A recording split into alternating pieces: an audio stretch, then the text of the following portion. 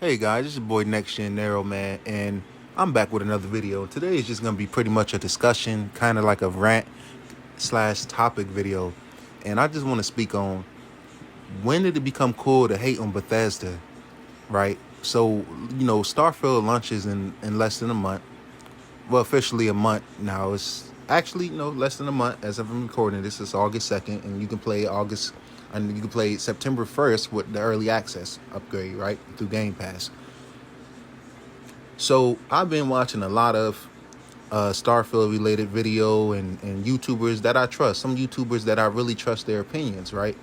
And, I listen to a lot of these guys and I hear what they have to say. And I understand, if you're going off of Fallout 76, which I think is a horrible thing to do because we know how the main Fallout crew really wasn't even as hands-on with that. And it wasn't, what they aimed to do with that game was different than the usual installments of the Fallout franchise, right? So when I think about Starfield, I'm going off of the last major Bethesda game studio games they've released. And for me, that's Skyrim, which is by far my favorite game of all time, right?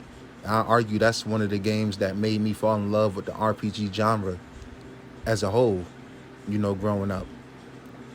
I know a lot of people, they love Oblivion, but remember, I was born in 1998. I'm only 24. So my introduction to the Elder Scrolls series was via, Skyrim in 2011, P3, 360 era.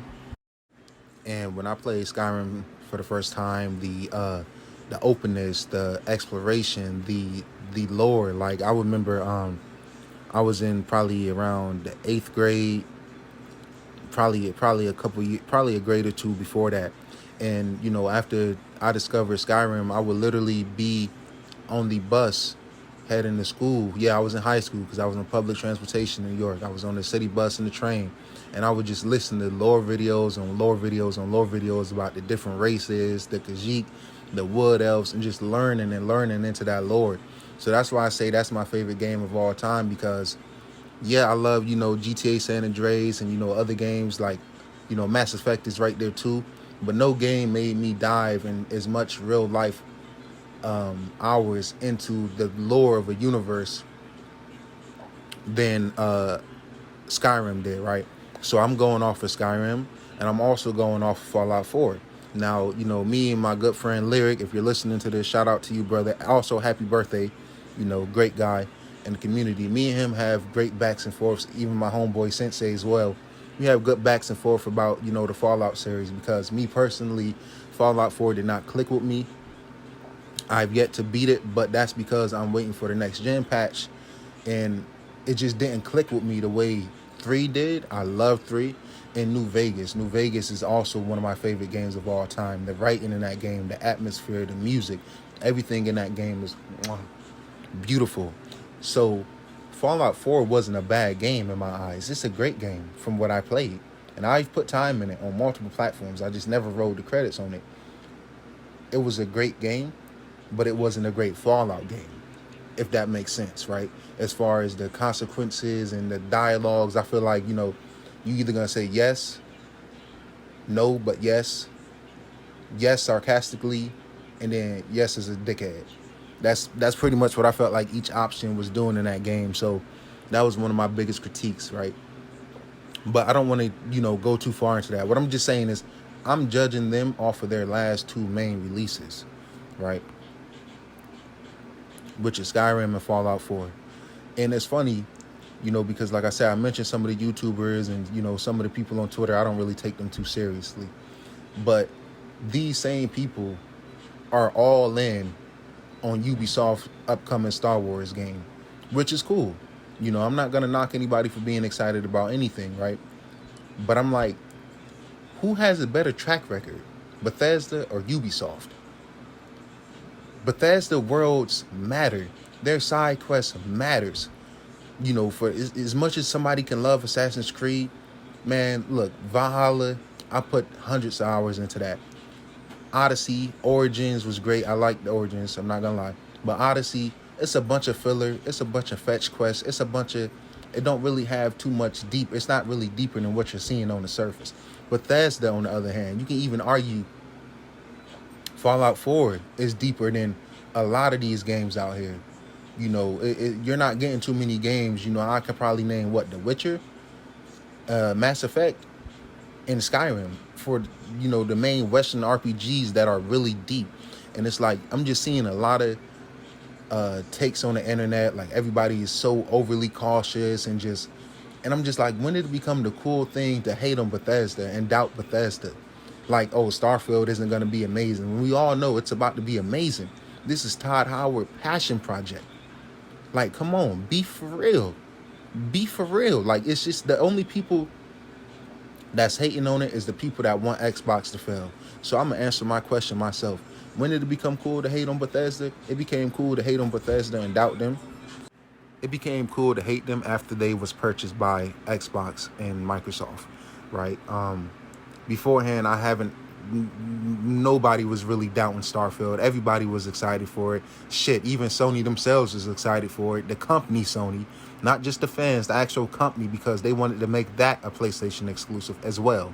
Just like they do with every other popular game that's on the horizon or on the market. They're trying to take everything for themselves, which is why I support Microsoft going out, dropping all this money on acquisitions, because it's like, how much you can't just keep taking and expecting a company to lay down and never want to improve and fight back. So I salute Phil Spencer. He is the savior of Xbox. I salute Sarah Bonds. I salute Aaron Greenberg. I salute all of them, right?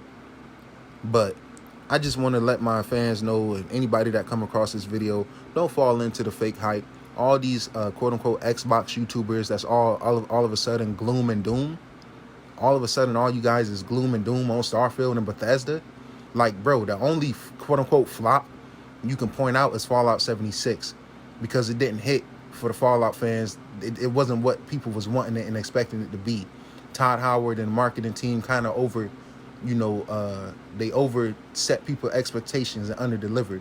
But you can't even call that a flop, because Sony has no first-party game that can compare to Fallout 76, and there's still millions of players on Fallout 76 as we speak. And not only that, it is a viral clip of Phil Spencer going viral with one of the Twitter Xbox fans. Shout out to MJ Hernandez. That was a dope moment and a dope clip on Twitter from being an actual gamer.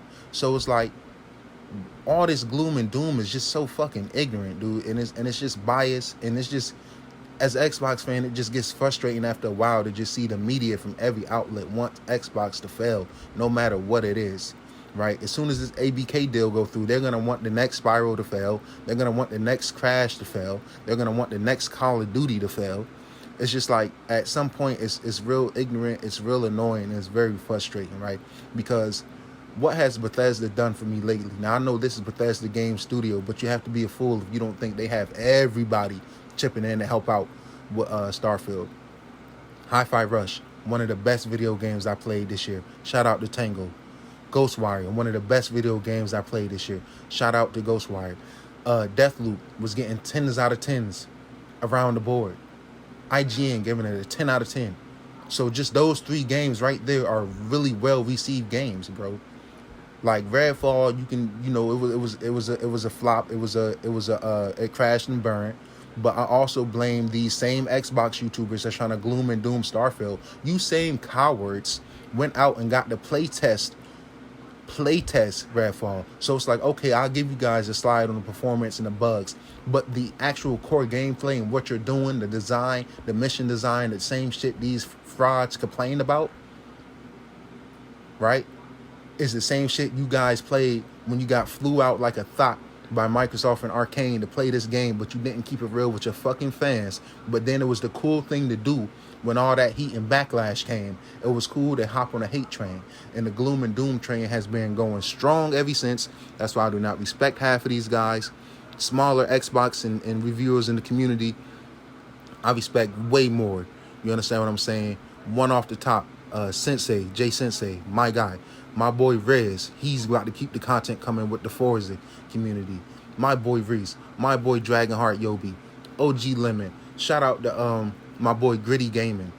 Like, come on, man. I'm trying to support real gamers, man, not these frauds that get paid already from YouTube to just sit around and say what people want to hear or whatever is popular. Starfield is going to be amazing. It's going to be game of the generation. This has been my Next Gen Narrow Rant video. Thank you for coming to my TED Talk. Fuck the frauds. Starfield will be amazing. You'll see. Watch. Don't fall for the gloom and doom, y'all. Don't fall for it.